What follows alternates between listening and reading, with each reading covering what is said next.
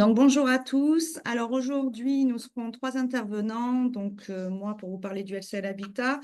Franck, vous aurez question-réponse sur le sujet de Normandie. Et nous aurons Renaud qui n'était pas prévu, mais qui va venir vous parler de l'actualité de la semaine dernière concernant les dernières informations du gouvernement sur la loi des finances. Donc, il interviendra à la toute fin. Donc, je ne vous le présente pas, je pense que tout le monde le connaît. Allez, je vais vous partager mon écran avec une présentation LCL Habitat. Alors, toc. Est-ce qu'on est bon? Est-ce que vous l'avez en grand écran? C'est parfait. Allez, parfait. Donc, hop, je me rapproche un peu de mon PC pour pouvoir avancer. Alors, LCL Habitat, donc nouveau partenariat qui vient d'être signé avec le franchiseur Vous Financez. Bonne nouvelle, puisque pour nous, c'est aujourd'hui la dernière banque quasiment qui sait faire de l'investissement, du financement investisseur et qui est surtout dédié uniquement à ça, qui sait faire du neuf et de l'ancien réhabilité. Donc, vous allez voir, ça répond à tout ce qu'on propose aujourd'hui à nos clients. L'avantage, c'est que le fait que vous financez rentre ce partenariat qui est assez rare, puisqu'il est plutôt ouvert aux centrales de vente aujourd'hui, c'est qu'on va pouvoir envoyer beaucoup plus de dossiers, on va pouvoir faire plus de masse avec eux. Donc, je vous donne les différentes infos concernant cette banque dans les grandes lignes pour que vous ayez un peu de visu. Allez, j'avance ou pas, il veut pas. Je vais faire comme ça. Alors, donc ce sont des pôles habitat qui sont répartis un peu sur toute la France, sachant que vous avez 17 agences qui sont voilà, un peu partout et ils ont aussi des implantations localisées de pôles qui peuvent compenser là où ils ne seraient pas présents spécialement. Donc voilà, je vous ai mis la petite carte pour que vous voyez un petit peu comment ils sont localisés, mais vous allez voir qu'au final, ils rayonnent sur toute la France. Voilà, ça. Donc, ça représente 90 spécialistes qui sont uniquement sur cette partie-là. Donc, c'est un pôle où il n'y a que des conseillers en financement sur de l'immobilier. L'avantage qu'on va y trouver par rapport à d'autres banques classiques, c'est que eux, ils sont là pour consolider les ventes, puisqu'ils ne font pas de vente directe de biens de leur côté. Donc, on a effectivement, on rayonne sur toute la France. Et le client, quand il va discuter avec son conseiller bancaire, c'est la même personne qu'il va retrouver du début jusqu'à la signature notaire. Et ensuite, ils sont affiliés à une agence bancaire LCL. Et vous verrez dans quelles conditions, notamment en termes de domiciliation, l'avantage, c'est qu'on n'aura qu'une seule domiciliation lorsque c'est un couple qui sera imposé. Niveau rendez-vous, aujourd'hui, ils savent faire du physique ou à distance. Donc ça, c'est intéressant aussi s'il y a un petit peu de distance qui sépare les clients de l'agence LCL Habitat et le reste étant dématérialisé, tout ce qui est signature assurance de prêt ou signature des offres électroniques. Donc l'avantage de la signature électronique des offres de prêt, c'est qu'on a beaucoup moins d'erreurs et que c'est beaucoup plus fluide. Alors, au niveau du périmètre d'intervention, donc aujourd'hui, logement neuf ou ancien réhabilité, donc tout ce qui va être résidence principale, résidence secondaire et résidence locative, c'est la partie qui nous intéresse le plus. Donc, ils savent faire le de Normandie sous toutes ses formes. Ils savent faire effectivement du LMNP, donc ce sera du financement hors taxe. Mais quand le promoteur avance la TVA, ce n'est pas un sujet. Ils savent également faire de la nue propriété, du déficit foncier, du Malraux, du monument historique. Donc, rare de trouver des banques aujourd'hui qui veuillent faire ce produit-là sans que ce soit une banque perso, typiquement. Au niveau du financement en lui-même, l'apport minimum, ce seront les frais de dossier de la banque. Et après, c'est soumis à Crédit Logement, puisque les prêts seront assurés par Crédit Logement, selon les profils qui pourraient être un petit peu plus justes que d'autres. De temps en temps, il peut y avoir un apport demandé un peu plus important, mais en règle générale, on sera plutôt sur les frais de dossier banque. La durée, on est sur du 25 ans avec un âge fin de prêt à 85 ans. Alors, financement uniquement des personnes physiques de nationalité française et résidant fiscalement en France.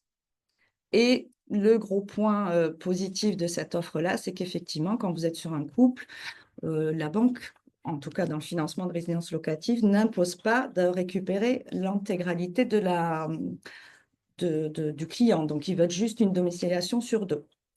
Donc, ça permet au client de pouvoir rester confortablement dans une de ces banques s'il a besoin et de n'avoir qu'un seul salaire à sortir. Alors, je ne vois pas les questions. Donc, je ne sais pas pourquoi, j'ai plus accès au chat. Donc, si Je vous les avez des relayerai, questions, Karine, d'accord. Sachant que vous avez l'équipe courtage qui est Jean, alors pour rebondir, Jean a posé la première question. Plus de mobilité bancaire demandée, point d'interrogation. si. Enfin, il faut juste un salaire sur les deux quand c'est un couple. Alors, évidemment, si c'est une personne seule, faut donner sa domiciliation, mais sinon, c'est un seul sur les deux. Et Hugues Renaud demande si un différé est possible. Alors, on va y venir. Vous l'aurez juste en suivant.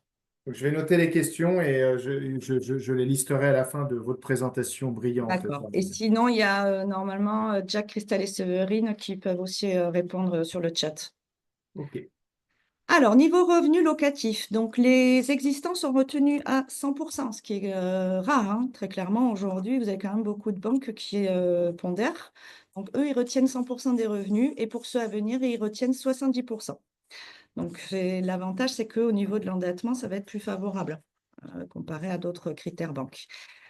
Là où je mets un accent sur le partage de charges ou de prêts. Quand vous êtes sur un couple, s'ils ont un prêt en commun ou un loyer en commun, les banques, la plupart des banques, hein, ne retiennent pas la moitié de la charge à celui qui emprunte seul. Ils vont retenir la charge complète. Donc ça, c'est important. Pour les frontaliers, puisqu'ils font également les frontaliers, il y a quelques documents particuliers à fournir. Je vous ai mis la liste ici, sachant que vous devez l'avoir, je pense, aussi sur l'actu courtage qu'on a envoyé la semaine dernière. Et je viens maintenant sur les spécificités, pas facile à dire, spécificités de l'offre.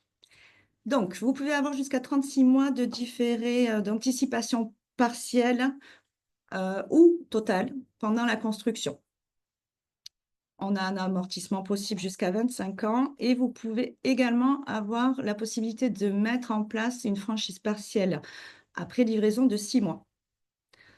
Donc ça, très clairement, si c'est un montage que vous souhaitez, il faudra bien nous le préciser pour qu'on puisse le demander de notre côté. L'offre en elle-même, vous avez des échéances modulables avec une possibilité de report. On peut également demander l'exonération d'IRA. Ça va être en fonction du dossier. Je n'ai pas forcément les critères pour lesquels il pourrait l'accepter, mais en tout cas, c'est quelque chose qu'on peut demander. Donc, on le demandera et on verra effectivement si c'est accepté, mais on le demandera par défaut. Contrepartie exigée, donc la domiciliation, je ne reviens pas dessus. L'assurance banque, possible de décote s'ils ont moins de 40 ans. On peut aller jusqu'à 85 ans en décès seul et 65 ans en invalidité arrêt de travail. Et la souscription de l'assurance, c'est jusqu'à 75 ans max. Donc, c'est bien parce qu'ils vont quand même assez loin aussi, hein. La plupart des banques s'arrêtent à 75 ans. Donc là, on peut quand même aller plus loin. Et côté frais de dossier banque sont à 1% avec un minimum de 850 et un maximum à 1002. Et les frais de courtage sont à 2000 euros. Est-ce que j'ai répondu à la question de Hugues? Normalement, oui. Renaud, je ne vous entends Ouais, pas. il y avait trois autres questions. Gaëtan. Alors, Jean demandait d'abord de préciser si c'était domiciliation ou mobilité. Ah, d'accord. Alors, c'est domiciliation avec ouverture de compte. Mais Voilà. mobilité, c'est... Gaëtan demandait si c'était franchise totale de 6 mois après livraison ou si c'était franchise que Non, de c'est partiel. capital, donc c'est partiel. Et Jérémy, peux-tu préciser la modulation de la mensualité, s'il te plaît? Alors, non, parce que je connais pas l'offre. Très honnêtement, c'est quelque chose qu'on ne regarde jamais. C'est 2 échéances successives par an et de 9 échéances sur toute la durée du prêt. Non, j'ai pas le détail, mais il suffira juste qu'on ait cherché le paragraphe dans l'offre de prêt. Je pourrais vous trouver le détail. Et Bernard demande commissionnement sur frais de courtage pour nous. Alors, vous avez normalement tous vos patrons de réseau qui vous ont fait suivre une information à ce sujet-là. Sur 2000 euros de courtage, il n'y a pas de rétrocession. Alors, Hugues demande, question qui prévient, c'est une question qui fâche. Peut-on, pardon, peut-être, non, voilà, qui fâche peut-être. Le courtage est-il nécessaire? Peut-on passer en direct si c'est le LCL d'office? Que fait alors le courtage? Alors, En le fait, vous ne pouvez LCL pas passer. Habitat, alors, le LCL Habitat n'est pas, vous ne pouvez pas aller en direct au LCL Habitat. Mais c'est forcément par un courtier, parce que ce sont des pôles habitat spécifiques. Vous pourriez aller dans une agence LCL classique, mais pas au pôle habitat. Donc là, vous êtes obligé de passer par le courtier. Ensuite, pourquoi on passe par un courtier? Parce que nous, vous êtes sur une équipe qui est intégralement dédiée à votre, à vos dossiers. Donc après, libre à vous de voir ce que vous voulez. Mais pour toucher l'offre LCL Habitat, vous ne pourrez passer que par un courtier. Et Myriam demande, et peut-être qu'après on avancera, on listera les questions, et si c'est la même chose pour les clients du LCL. Je suppose, est-ce que les clients du LCL, eux, peuvent avoir un accès aux offres LCL Habitat ou est-ce que là aussi, il faut passer par un courtier? Alors, je ne connais pas précisément l'offre de prêt LCL Habitat classique. Ce que je sais, c'est qu'avant, il y avait une différence. Ils n'allaient pas normalement sur les mêmes durées. Donc, honnêtement, je ne saurais pas vous dire précisément s'il y a une grosse différence ou pas. Si ce n'est que sur une agence LCL, vous aurez une intégralité, enfin, on vous demandera la domiciliation intégrale des deux clients pour le coup.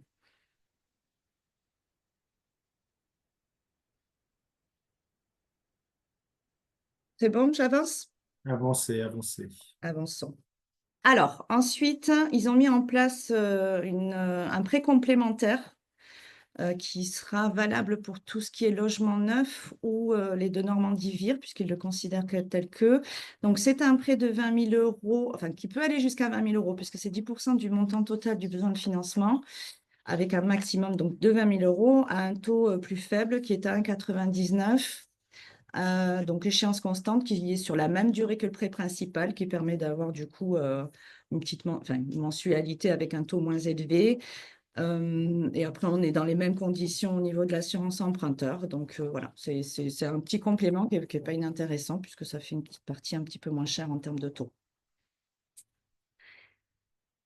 Et pour finir, donc ça, c'est la grille de taux que je vous ai communiquée sur la pause actu, enfin, sur l'actu courtage de la semaine dernière. Donc, je vous la remets. Vous voyez qu'en termes de taux, ils sont plutôt bien placés aujourd'hui pour, encore une fois, une banque spécialiste et avec une contrainte juste d'une seule domiciliation.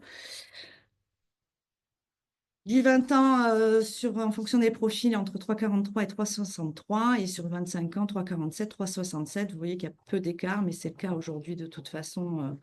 Les écarts de taux entre les différentes durées il est plutôt faible. Je vous ai fait le tour des informations. Évidemment, si vous avez des questions, vous avez vos chargés de financement dédiés qui peuvent y répondre. Donc, n'hésitez pas à les solliciter. Je ne sais pas, Renaud, s'il y a d'autres questions entre-temps. Non, non, je pense que Valérie Terrasson, la différence est énorme. Je pense qu'elle parlait des différences entre les offres LCL et les offres LCL Ah, Habitat. voilà. Bon, alors, Valérie a peut-être plus l'habitude de côtoyer le LCL, agence classique, effectivement. Non, après, je pense que moi, si je faisais juste un commentaire un peu général, évidemment, le marché du crédit immobilier est un marché qui est cyclique. Je pense que, on sort de plusieurs années où les banquiers, clairement, n'étaient pas très favorables à financer de l'investissement locatif parce qu'ils avaient, entre guillemets, tout ce qu'ils voulaient ou suffisamment de business sur la partie accession. Clairement, on le sait tous, hein, aujourd'hui, on est sur un marché de l'immobilier qui est beaucoup plus tendu et aussi bien sur la maison individuelle que l'accession, que l'investissement locatif. Et donc, je pense que ce n'est pas un hasard si voilà, le LCL Habitat réouvre un tout petit peu la porte à un nouveau courtier comme VF. On peut espérer que dans les semaines ou les mois qui viennent, retrouver plus de leviers. Mais c'est toute la difficulté, évidemment, du courtage d'une manière générale. C'est que bah, lorsque les banques ne recherchent pas forcément à développer leur volume de crédit, c'est un métier plus compliqué et on retrouve toutes ces lettres de noblesse dès l'instant où les choses s'inversent. Et je pense qu'elles sont en train de s'inverser.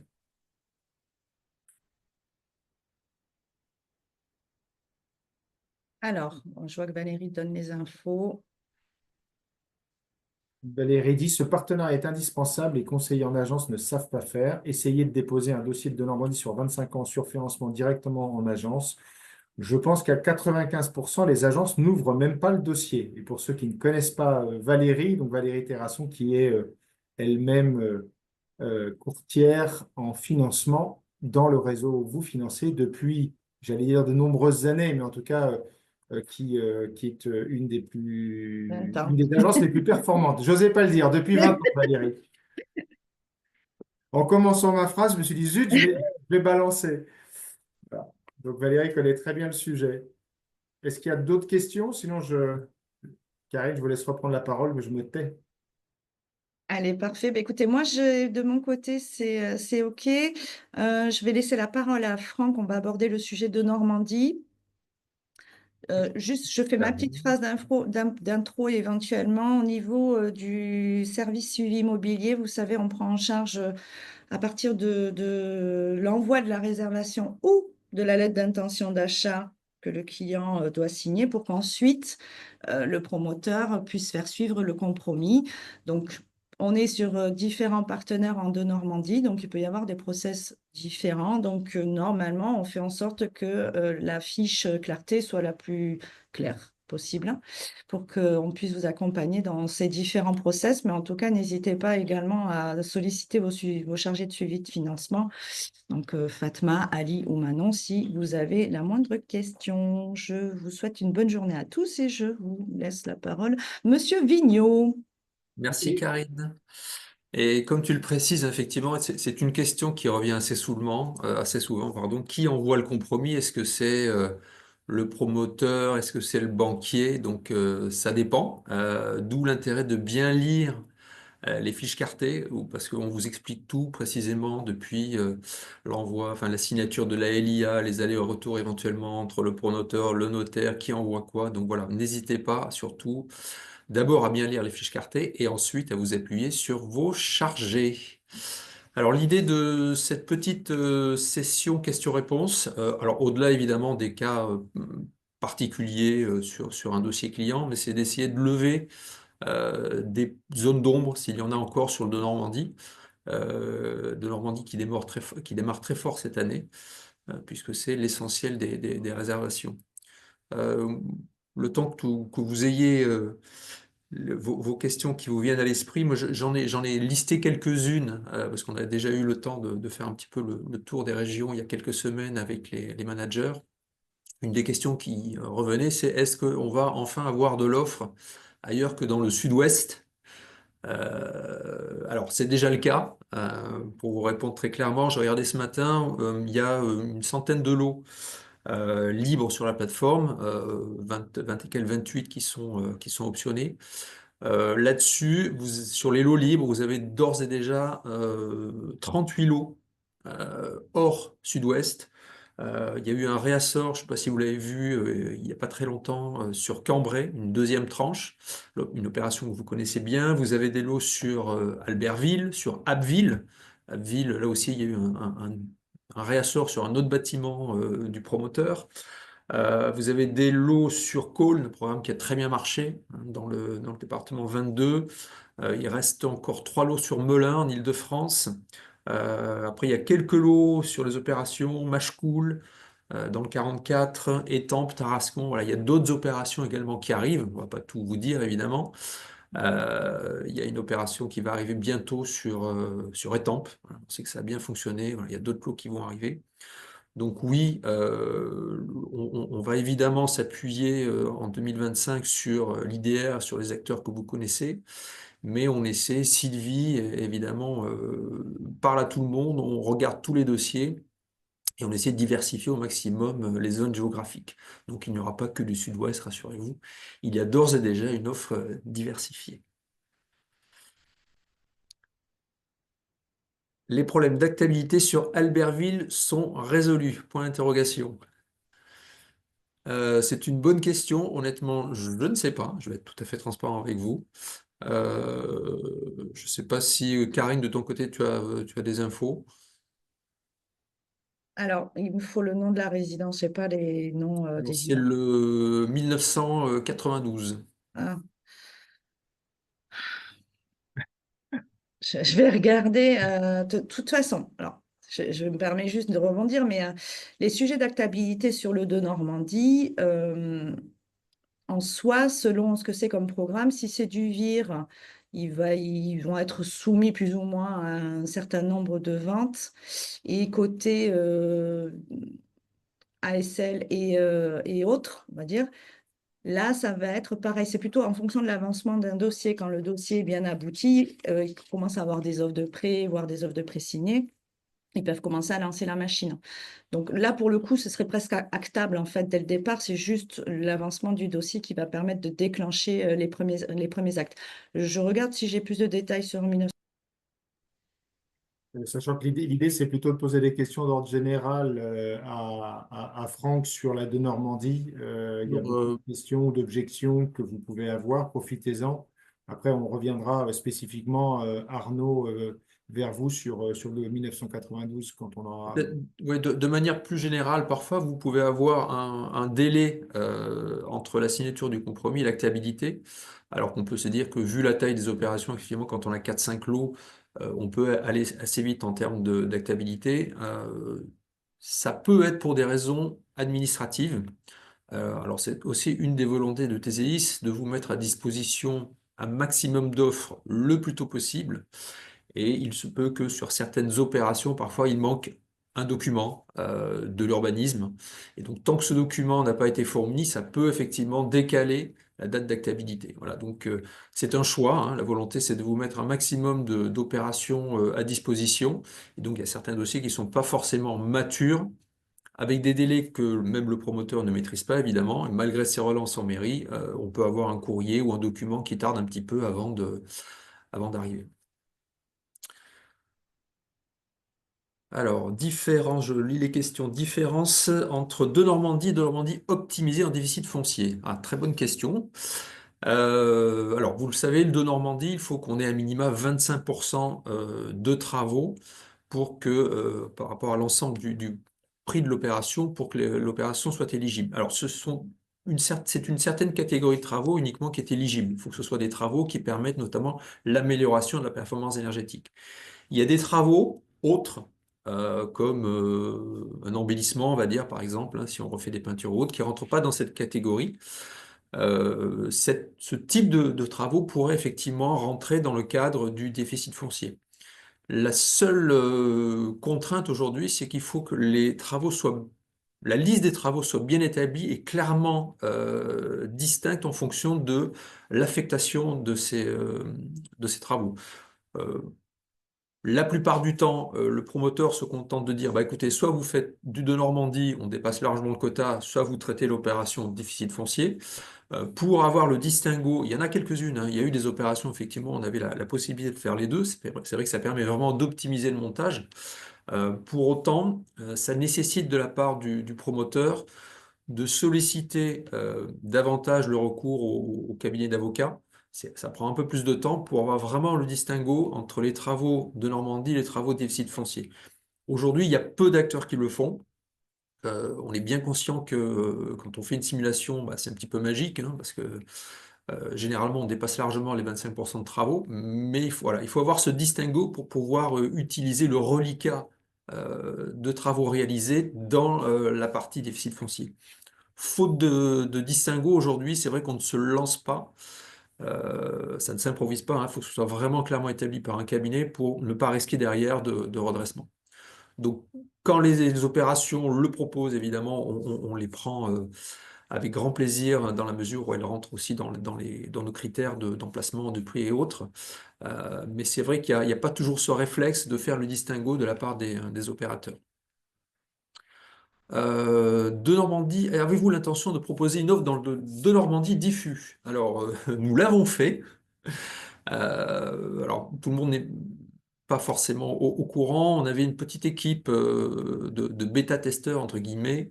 On s'est appuyé sur un opérateur qui s'appelle Bivouac, qui est spécialisé, on va dire, dans la chasse d'appartements à rénover, qui historiquement travaillait beaucoup dans l'ancien rénové meublé et qui s'est intéressé au de Normandie. Donc, on a tenté avec eux d'avoir un petit panier d'une dizaine de lots en de Normandie, en diffus. Donc, clairement, c'était juste un appartement qui était proposé à la réhabilitation dans un immeuble. Alors, pour être tout à fait transparent avec vous, il n'y a eu aucune option. En fait, la difficulté, c'est que on vous a parlé, on vous a vanté aussi les mérites d'une rénovation globale, hein, c'est-à-dire à la fois les parties privatives et les parties communes. Or, dans du Denormandie diffus, par définition, c'est uniquement l'appartement qui est rénové. Et donc, alors, je ne sais pas si ce sont les clients qui peuvent poser la question ou si c'est vous, conseiller, qui vous posez la question, en tout cas, qui avez un peu cette épée de Damoclès en tête. C'est vrai que rien ne dit que d'ici 3 ans, 4 ans, 5 ans, la copro n'engage pas des travaux de réhabilitation. Donc, ça peut commencer effectivement par une façade, par une toiture, par les ouvertures, ce qui signifie pour l'investisseur des travaux derrière qu'il n'aura pas prévu forcément et surtout qu'il n'aura pas financé via son crédit. Donc c'est vrai que c'est contraignant. Euh, de ce qu'on a vu, l'offre diffuse, alors permettait d'aller dans les communes sur lesquelles on n'avait pas forcément de présence. Je pense à des communes comme Troyes par exemple, donc peut-être des communes un peu plus grosses, en tout cas de taille plus significative que ce qu'on peut avoir aujourd'hui. Pour autant, le côté travaux à effectuer ultérieurement, c'est certain, peut voilà, être un frein ou en tout cas susciter pas mal de questions, que ce soit à la fois chez les conseillers ou chez les clients. Donc pour l'instant, tant qu'on a de l'offre en allotement, c'est vrai que c'est l'allotement qui fonctionne. On ne s'interdit pas de revenir au diffus si jamais on avait soit une demande forte, soit un besoin de l'eau, mais pour l'instant, c'est voilà, la courte tentative n'a rien donné. Donc on se concentre essentiellement sur le de Normandie, rénovation globale, donc plutôt en allotement. Rappelle-nous la règle de calcul de l'impôt sur plus-value en ASL. Alors, oui, vous le savez, il y a, allez, on va dire deux grandes catégories. L'AVIR, qui se rapproche très clairement de la VFA, hein, où là, vous payez des frais de notaire sur l'intégralité, et puis voilà, après, le calcul de la plus-value se fait entre le prix global à l'achat et puis le prix de la revente. Pour l'ASL, j'allais dire aussi pour le montage autre, type LIDR, en fait, le prix d'acquisition ne porte que sur le foncier. Enfin, en tout cas, on va calculer la différence entre le prix de cession et le prix d'achat du foncier. Donc, effectivement, toute la partie travaux va être réintégrée dans le calcul de la plus-value. Donc, si vous achetez un bien à 100 avec 60 de foncier et 40 de travaux, et que vous le vendez à 120, eh bien, le calcul de la plus-value va être 120 moins 60 de foncier. Donc voilà, forcément, vous augmentez l'assiette de calcul de la plus-value. Alors, un argument choc que m'a soufflé Guillaume, merci Guillaume, euh, à ceux que ça peut faire, à qui ça peut faire peur en se disant oulala, oulala, à la sortie, on va se faire fortement taxer sur la plus-value. Alors déjà, si vous faites une plus-value, c'est plutôt une bonne nouvelle, hein. N'oubliez pas que l'immobilier, c'est du temps long, donc vous avez quand même tout intérêt à vous projeter sur allez, 15 ans, c'est quand même le mieux. Et puis, ce qu'il faut aussi dire à votre client, c'est que bah, si vous achetez en ASL ou via le montage LIDR, bah, vous n'allez payer des frais de notaire que sur le foncier. Donc vous faites tout de suite une économie de frais de notaire. Vous serez peut-être éventuellement plus tard, au moment où vous revendez, si vous revendez, bah, taxé sur la plus-value, mais en attendant, vous engagez tout de suite une économie sur les frais de notaire. Voilà, c'est un petit peu la petite astuce, mais c'est vrai que ça fait sens. On est au moins sûr de faire une économie tout de suite. Après, pour la plus-value, on verra bien.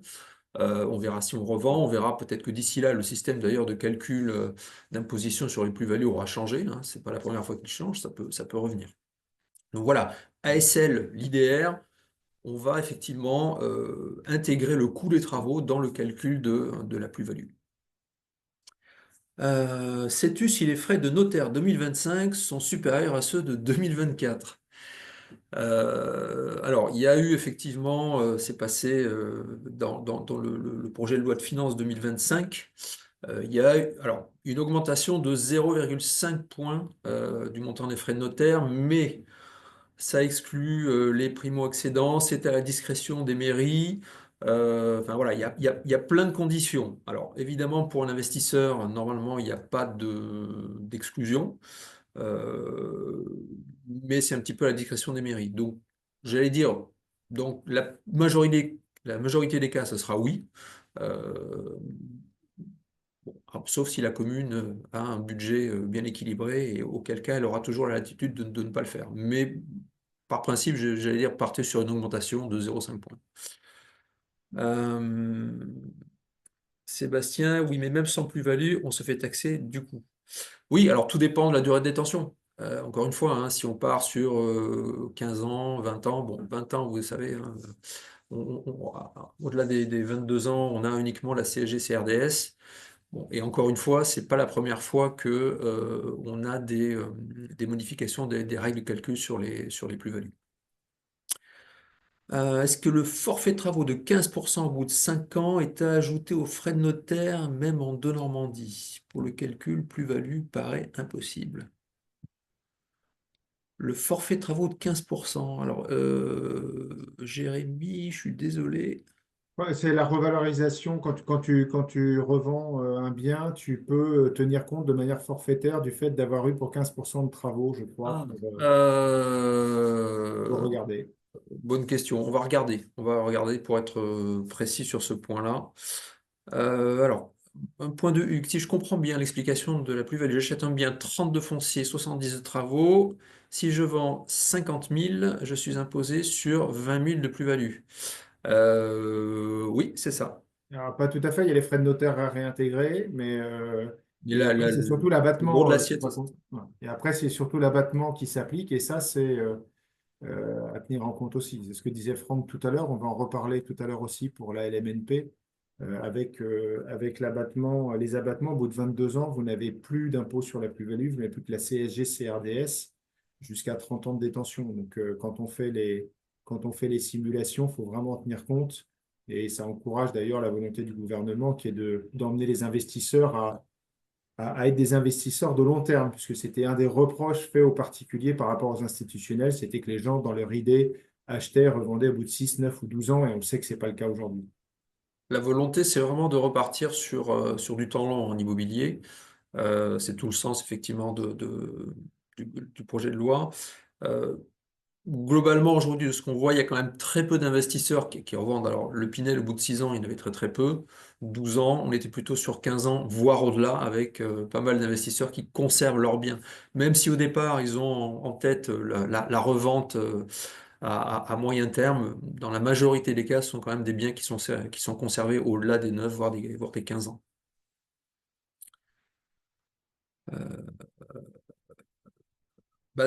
Ça, c'est le problème de cette Le problème que cette notion de plus-value n'est pas indiquée dans la présentation de la loi de Normandie du concept. Alors, c'est pas parce que c'est pas dans le concept qu'il faut pas l'expliquer, Jérémy. Encore une fois, hein, on est sur un dispositif, vous avez l'habitude de faire surtout du neuf, de la VFA. On revient sur de l'ancien, donc il y a des réflexes à avoir. Le montage, c'est vrai qu'il est un peu différent, mais c'est pas la première fois qu'on en parle. Dans l'ancien, même chose, on n'est pas habitué à avoir des frais de notaire plus élevés. Ben oui, là c'est le cas puisqu'on est systématiquement sur de la rénovation. On n'est pas forcément habitué à signer un contrat propriétaire non occupant dès qu'on a signé l'acte, parce que de fait, on possède un immeuble. Voilà, ce sont des petits réflexes qu'on a quand on achète à titre personnel un bien dans l'ancien, qu'il faut juste retrouver, qu'il faut évoquer avec les propriétaires, avec les investisseurs, en disant, voilà, dès que vous êtes propriétaire, vous avez un minimum de choses à effectuer, vous avez l'assurance P&O, vous allez devoir maintenir les contrats existants de fluides, hein, électricité, gaz, eau, etc., jusqu'à l'entrée du locataire. Voilà, ce sont des petites choses. En termes de coûts, c'est pas énorme. Il faut juste y penser, juste en informer le client pour pas qu'il ait la surprise et voir que vous ayez cette surprise-là.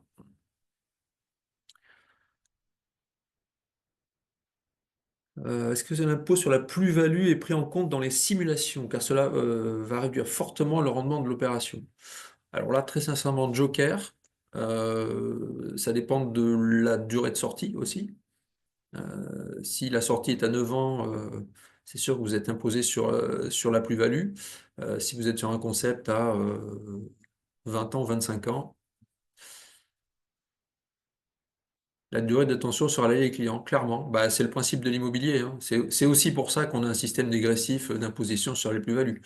Euh, on a peut-être trop assimilé l'immobilier à un actif de courte durée, ça reste un actif de long terme, hein. Donc ça, clairement, on remet un petit peu les choses à leur place.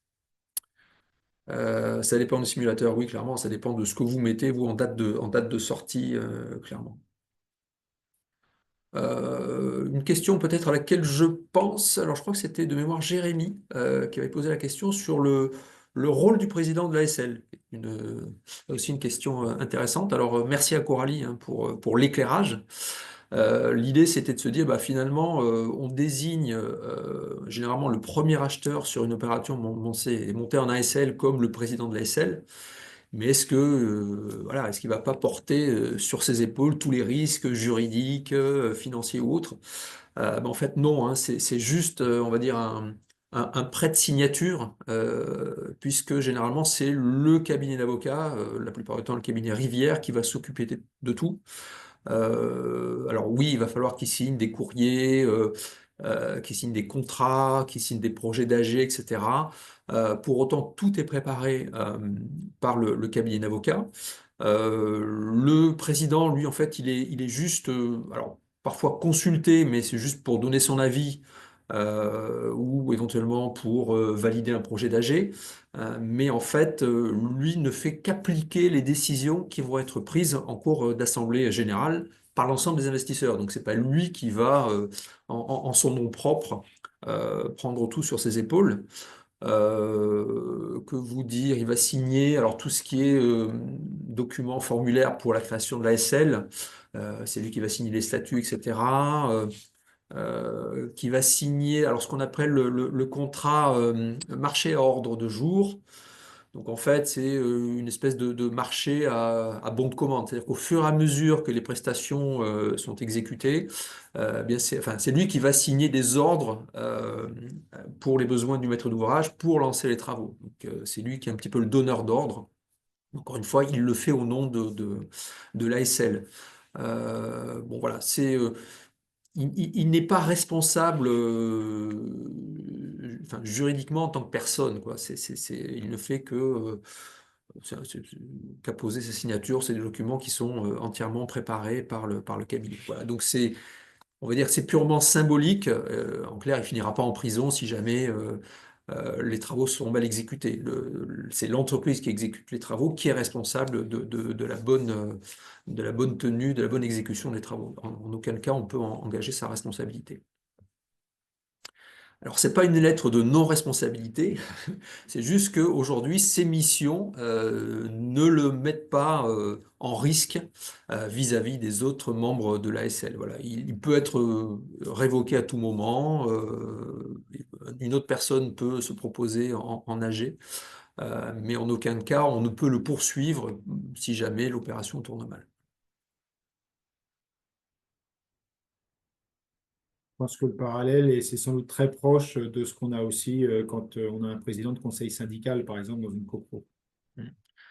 Voilà, Jérémy nous dit c'est assez classique en Malraux. Oui, c'est vrai qu'on ne fait pas beaucoup de Malraux, mais même en monument historique d'ailleurs. Ouais. Oui, dès qu'on a Il y a celle-là. une ASL. Alors, question d'Alexandre. Si les travaux ne sont pas déduits en déficit foncier, ils sont normalement réintégrés au prix de référence de calcul. Question. Ben, je pense qu'il est reparti sur le calcul de la plus-value, là. Ouais, ouais, ouais. Mais non, enfin, c'est là où ça dépend si c'est en ASL ou si c'est en VIR. Oui, mais là, je pense que la question, c'était sur un montage en ASL. Bah, dans la mesure, de toute façon, où ils ont été rajoutés au prix du foncier, forcément, ils seront réintégrés que ce soit du déficit foncier ou de Normandie, la partie travaux sera prise en compte dans sa totalité dans le calcul de la plus-value.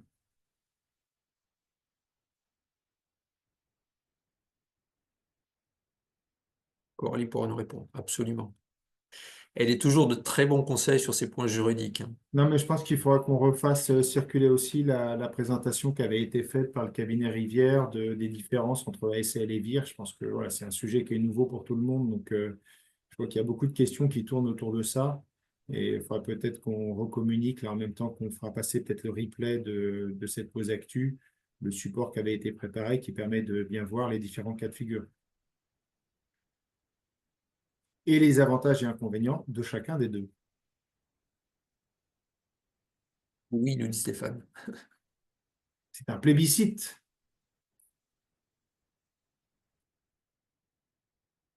Bon, n'hésitez pas de toute façon, hein, il n'y a pas que les pauses actu pour poser des questions, certains le savent très bien d'ailleurs, hein, et ne se privent pas de lever le doigt quand il y a des sujets. Ayez conscience que nous avançons tous collectivement.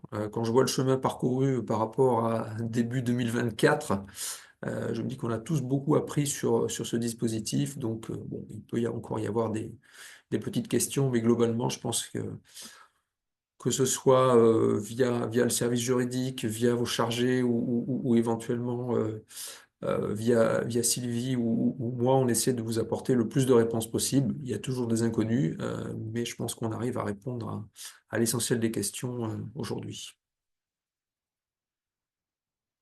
Peut-être du coup sans transition, Franck, pour faire le lien avec mon intervention. Donc, puisque l'idée était simplement de vous faire un petit retour là sur le projet de loi de finances qui a été définitivement adopté, comme vous le savez, la semaine dernière. L'un des points positifs, contrairement au projet Barnier, c'est que pour le moment, la Denormandie n'a pas été rabotée. Donc, on est resté sur le 31 décembre 2027, alors qu'il y avait un projet dans le cadre du PLF 2025 version Barnier de ramener au 31-12-2026 la loi de Normandie pour se donner le temps, ou pour en tout cas s'obliger une année plus tôt encore à regarder l'intérêt du dispositif. Donc ça, je pense que c'est un des éléments positifs de ce PLF. Franck, est-ce que sur la de Normandie, on considère que l'ordre du jour est épuisé pour la seconde et je parle vite fait du PLF pour qu'on essaie de rester dans le timing? Je regarde dans le chat, je ne vois pas d'autres questions pour l'instant. Non, je pense que t'as couvert l'essentiel des questions.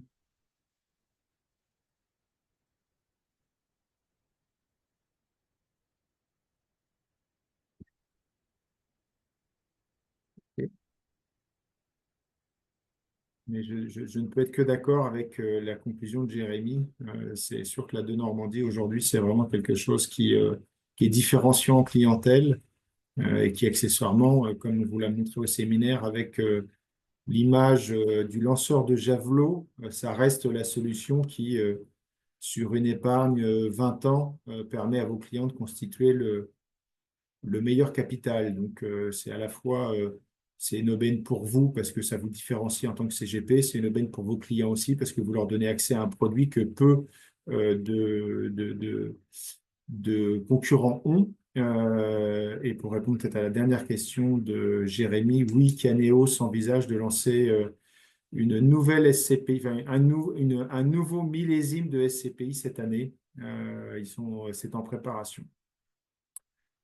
Pour parler peut-être du PLF du coup 2025, Julie souhaitait effectivement que j'intervienne pour coller à l'actualité. Je l'avais dit au séminaire, on n'attendait pas grand-chose du PLF, on pensait qu'on ne serait pas déçu, on ne l'a pas été. En gros, je pense que le timing a fait que finalement les choses qui ont été présentées et actées sont très similaires à ce qui avait été prévu, en tout cas en ce qui concerne le logement dans le cadre du PLF Barnier. Le PLF Bérou, c'est ni plus ni moins que le PLF Barnier, pardon, modulo effectivement ce sujet de Normandie qui n'est pas râpé. Donc ça, c'est plutôt une bonne nouvelle pour nous. Les éléments majeurs, on a évoqué déjà tout à l'heure l'augmentation des frais de notaire, donc de 4,5 à 5%, avec effectivement là un choix qui sera fait au niveau de la commune ou du département, donc à suivre, mais on peut penser que peu de collectivités locales se priveront de ce qu'ils voient comme une ressource supplémentaire. En ce qui concerne le logement neuf, pas de surprise, pas de reconduction des dispositifs Pinel et pas de période de 3 mois pour pouvoir passer les actes, contrairement à ce qui avait pu être annoncé. Et ça fait longtemps qu'on vous dit de ne pas compter dessus. Et quelque part, il n'y a malheureusement pas eu de bonnes surprises dans ce domaine. Et puis, ce qu'on retiendra surtout de ce PLF 2025, c'est qu'il est très concentré sur la lutte contre le détournement, de ce qui est perçu en tout cas comme un détournement des logements à titre de résidence principale vers de l'occupation temporaire. Donc, on le sait, c'est nom de code, le Airbnb qui est dans le viseur. Et ça avait été en partie traité par un projet de loi spécifique. Mais dans le cadre du PLF, le gouvernement est allé encore plus loin, puisqu'il a souhaité réduire les avantages fiscaux du meublé en général, avec notamment la réintégration des amortissements dans le calcul de la plus-value, ce qui évidemment rend beaucoup moins intéressant, notamment les éventuels investissements, on va dire spéculatifs, qui ont pu être faits sur certains secteurs très tendus, y compris d'ailleurs à Paris, où les gens ont acheté des appartements, les ont meublés pour ensuite les mettre en location à titre temporaire, voire on fait des opérations d'investissement et de revente relativement derrière. Le fait que ce soit meublé, que ça permette notamment de faire du Airbnb, apportant en tout cas en apparence une plus-value. Donc, évidemment, la profession s'est émue de cet article 24 du PLF en disant que on pouvait comprendre qu'on veuille s'attaquer aux logements, notamment touristiques diffus, mais qu'évidemment, il y avait des effets de bord et ces effets de bord sont multiples. Évidemment, dans le projet initial, l'ensemble des résidences gérées étaient également concernées. Et donc ça a été une des réussites de la profession, c'est qu'on a pu faire exclure de cet article 24 les logements étudiants, les logements seniors et les logements médicalisés. Donc EHPAD, résidence service senior et résidence étudiante sont exclus du spectre. En revanche, les résidences gérées de tourisme et de tourisme d'affaires sont concernées par cette réintégration des amortissements dans le calcul des plus-values, ce qui conduit d'ailleurs à une deuxième levée de bouclier d'une partie de la profession, notamment les acteurs hyper spécialisés dans le LMNP de tourisme. Alors, il n'y en avait plus beaucoup forcément, mais ceux-là sont très touchés. Et donc là, il y a des discussions qui essayent de mettre sur la table le fait que sur certains secteurs, s'il n'y a ni Airbnb, ni résidence de tourisme, on va sans doute avoir une moindre pression sur les logements classiques, mais on va avoir un sujet économique de disponibilité de biens pour les touristes. Donc aujourd'hui, c'est simple, hein, tout le géré est concerné par cette réintégration des amortissements, sauf les logements étudiants, les résidences seniors, services seniors et les EHPAD. Ce qui veut aussi dire que le meublé le meublé neuf diffus est concerné par cette réintégration. Et je le dis, c'est important parce que certains promoteurs voyaient cette option-là comme étant potentiellement une manière de continuer à vendre du neuf. Donc, ça fonctionne, hein, et sur certains secteurs, on le regarde parce que faire du meublé peut permettre d'avoir des rentabilités qui ne sont pas inintéressantes. Et on peut faire du meublé avec des baux relativement longs. Simplement, il faudra, dans le cadre de la préconisation auprès du client, s'assurer qu'il a bien compris qu'il était dans une logique d'investissement moyen-long terme, puisque là encore, hein, comme on l'a évoqué tout à l'heure pour le sujet des plus-values dans la de Normandie, vous avez un abattement pour durée de détention, donc un abattement total au bout de 22 ans de l'amortissement sur les plus-values, de l'imposition sur les plus-values, et au bout de 30 ans sur CSG, CRDS. Donc encore une fois, à partir du moment où votre client est dans une optique d'investissement sur le long terme, c'est une mesure qui ne les touche pas. Il faut juste l'avoir en tête. Si vous emmenez vos clients sur autre chose que de l'étudiant ou de la résidence senior en meublé, si jamais il est conduit à revendre, ne serait-ce que parce que accident de la vie, ce sera sûrement la double peine pour lui parce qu'il pourra être soumis en plus à l'imposition sur la plus-value s'il y a plus-value. Dans le cadre du PLF, hein, les autres éléments que vous avez vus, c'est principalement ce qui concerne le logement, l'extension du prêt à taux zéro pour les accédants. Et puis également, mais ça pour moi c'est beaucoup plus marginal, même si la FPI y voit une grande victoire, l'exonération des donations à concurrence de 100 000 euros si c'est pour permettre à un enfant ou petit enfant d'investir dans sa résidence principale. Bon, c'était la mesure qui était poussée par Pascal Boulanger, le patron de la FPI, qui aura, oui, peut-être un effet ponctuel, parce que ça n'est possible qu'en 2025, sur un peu de vente dans le neuf, et permettre à des primo-accédants de se solvabiliser grâce à cette donation. Maintenant, je pense que tous les clients que vous croisez n'ont pas forcément la possibilité de bénéficier d'une dotation de 100 000 euros de leurs parents ou grands-parents. Donc, ça n'aura un effet, je ne pense, que marginal sur le marché. En ce qui concerne le PLF, voilà, c'est ça l'essentiel. Encore une fois, là où il y avait le plus d'interrogations, c'était autour du géré, enfin du meublé, pardon, donc avec une différence entre géré et non géré. Et au sein du géré, encore une fois, c'est très simple. Si c'est de l'étudiant, de la résidence service senior ou de l'EHPAD, vous n'avez pas de réintégration des amortissements pour le calcul de la plus-value. Tout le reste, aujourd'hui, est concerné. Je ne sais pas si vous avez d'autres questions sur le PLF.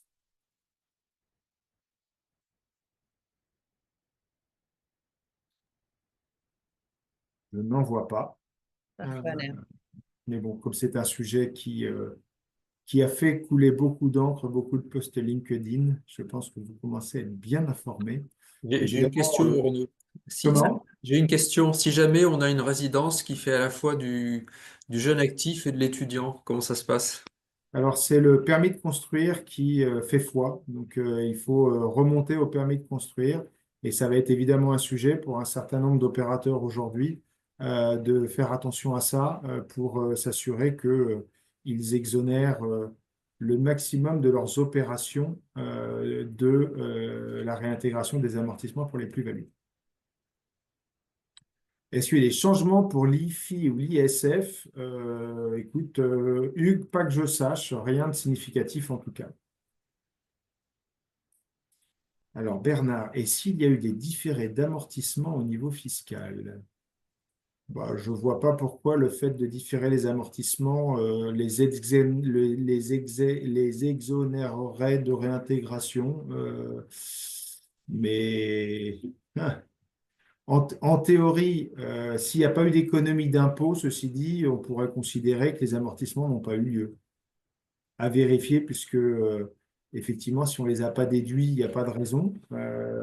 Mais connaissant le vice du fisc, il faudra lire avec attention les décrets d'application, car le diable est dans les détails, et quand le fisc peut tordre, on va dire, la tartine tombe rarement du côté non beurré quand le fisc a une intervention dans la chute de la tartine. Donc, à voir sur les décrets d'application.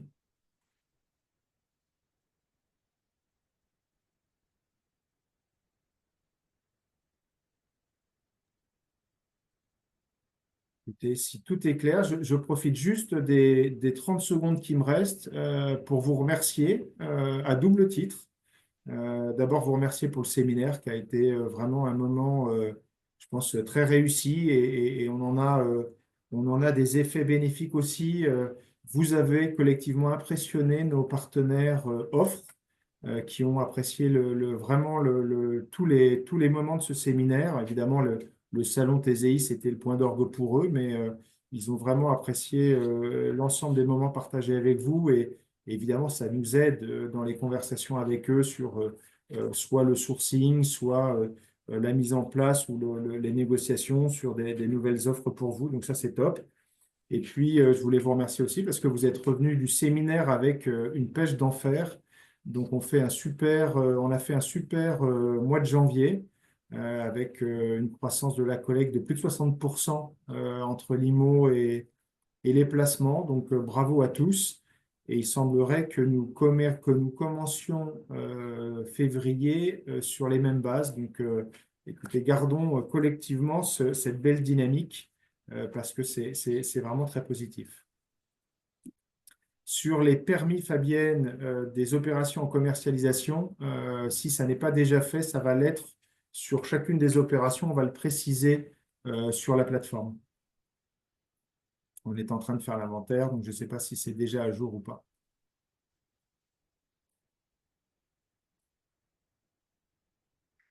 Franck, Karine, on souhaite une très bonne journée, Oui. une belle semaine à tout le monde. Eh bien, écoutez, Merci à belle tous. journée ensoleillée de notre côté. Je ne sais pas comment c'est ailleurs, mais chez nous, il fait beau.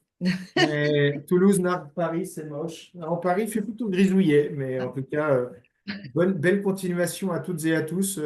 Très beau début d'année. On est vraiment ravis de voir que tout le travail collectif que vous avez fait, que nous avons fait paye. Donc, ça met du baume au cœur et ça nous motive en tout cas de continuer sur cette très belle lancée.